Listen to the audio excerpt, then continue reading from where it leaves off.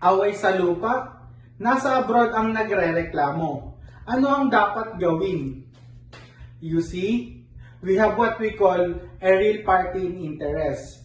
This is the person who will be directly affected or benefited whatever decision is made regarding the land dispute.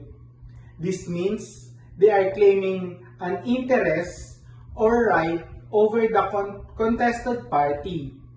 Now, this real party in interest must personally appear and file the complaint with the barangay. If they cannot go to the barangay themselves to file the complaint, or if they merely send a representative, do not accept it because the law strictly requires a personal confrontation between the parties.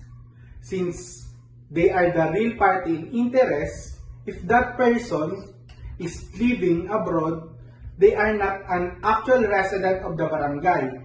If they won't be able to face you at the barangay, nor can they personally file the complaint.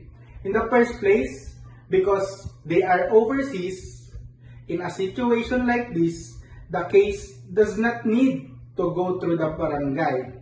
The complaint can be filed directly in court or with the appropriate government office or agencies.